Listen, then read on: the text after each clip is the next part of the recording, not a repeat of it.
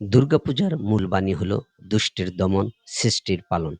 এ সত্যকে প্রতিষ্ঠা করার জন্য এবং জগৎবাসীকে স্বর্গীয় সুখ, শান্তিময় বসবাস উপযোগী করার জন্য দেবী দুর্গার আবির্ভাব হয়। ওর যে রূপ সেটা আসলে আমাদের নারীদের শক্তিরই একটি প্রতীক।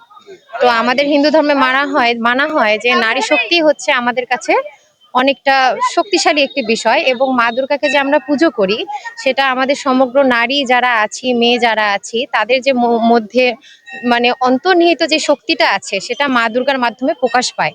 এবং আমরা সে থেকে বুঝতে পারি যে আমরা যে নারী, আমাদের অবশ্যই কোনো না কোনো নিজস্বতা রয়েছে, এবং আমরা যে কোনো সমস্যার সমাধান করার মতো শক্তি আমরা মা দুর্গার কাছ থেকে পেয়ে থাকি। এখনো পর্যন্ত খুবই ভালো কাটছে। আশা করি সামনের যে আরো দুদিন আছে, দশমী পর্যন্ত, সেই দুদিনও খুব ভালো কাটবে। এখনো পর্যন্ত নিরাপত্তার ঘাটতি আমার মনে হয়নি। গত বছরের তুলনায় এবারে নিরাপত্তা বেশ ভালোই হবে। আর সকলে যদি সুন্দরভাবে একত্রিত হয়ে উৎসব পালন করি, তাহলে আমার মনে হয় না যে এবছর পুজোয় কোনো সমস্যা হওয়ার। এই ধর্মীয় শক্তির মাধ্যমে হিন্দু ধর্মের সকল মানুষ একই বন্ধনে আবদ্ধ হয়। দুর্গাপূজা একটি সর্বজনীন ধর্মীয় উৎসব। এ পূজার মধ্য দিয়ে হিন্দু সমাজ খুঁজে পায় সব অন্যায়, অত্যাচার, অবিচার, পাপ ও শোক থেকে মুক্ত হওয়ার প্রেরণা।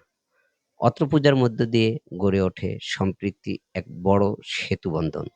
দুর্গাপূজায় গ্রাম বাংলার এবং শহরের আবহমান উৎসব ঐতিহ্য ও সংস্কৃতিকে তুলে ধরে। ভালো লাগছে, এখানে খুব ভালো লাগছে। প্রতিবারই এখানে আসা হয় এবং পুজোতে খুব আনন্দ করা হয়। আপনার পরিবার পরিজন সবাই আছে? হ্যাঁ, সবাই এখানে আসা হয়। তাহলে এখন মেলাতে আসছেন আপনি, কোনো উন্মুক্ত না হয়নি? না, এখনো পণ্য কেনা হয়নি, সবে মাত্র শুরু করেছে। এমনি ঐতিহ্য বহনের প্রাচীন শহর হচ্ছে রংপুর সিটি কর্পোরেশনের গুরুত্বপূর্ণ মাহিগঞ্জ। রংপুরে আদি শহর হিসেবে পরিচিত মাহিগঞ্জ।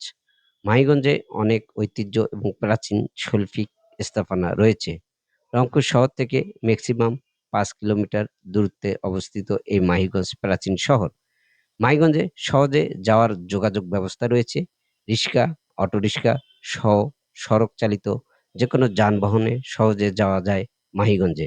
মাহিগঞ্জে পুজোর মেলায় মূলত প্রয়োজনীয় পণ্যের কেনাবেচা, সামাজিক মিলন এবং বিনোদন কেন্দ্র হিসেবে কাজ করে, যেখানে নারী পুরুষ নির্বিশেষে সবাই সমানভাবে অংশগ্রহণ করে। মেলায় হরেক রকম বাহারি পণ্যের পসরা বসে।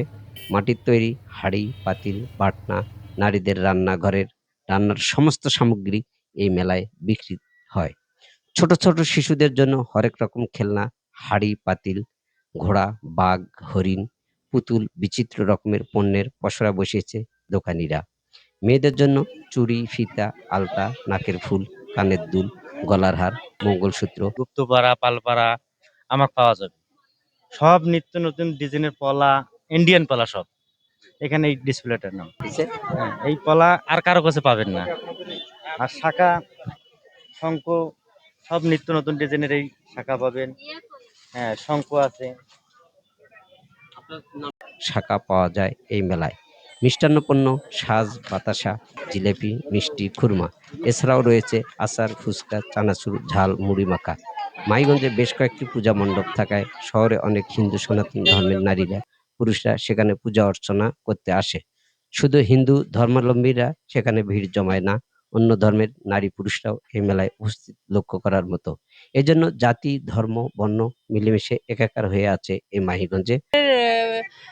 নিয়ম নীতির উপর নির্ভর করে অনেকটা, অনেক যে পরিবার যেরকম ইয়েটা দেয় সমাজের উপর নির্ভর করে অনেকটা। তবে এখন অনেকটা ভালো হয়ে অনেকটা কি বলবো সুশৃঙ্খলা চলে এসেছে, নারীরা অবাধে চলাফেরা করতে পারতেছে এবং তাদের মতামতটা প্রকাশ করতে তারা সুযোগ পাচ্ছে। এবং বিশেষ করে এই উৎসব মুখর পরিবেশে প্রত্যেকটা নারী বাড়িতে বসে থাকে না, সবাই বের হয় মা দুর্গার দর্শন করার জন্য এবং নিজের আর্জিটা প্রকাশ করার জন্য। এবং যে এত সুন্দর মেলা বসেছে, মেলায় তাদের চাহিদা শরীফুল অনুযায়ী ইসলাম, সব জিনিসপত্র আমাদের কেনার প্রতিদিন, সুযোগটা পাচ্ছে তারা। রংপুর। এটাই আর কি।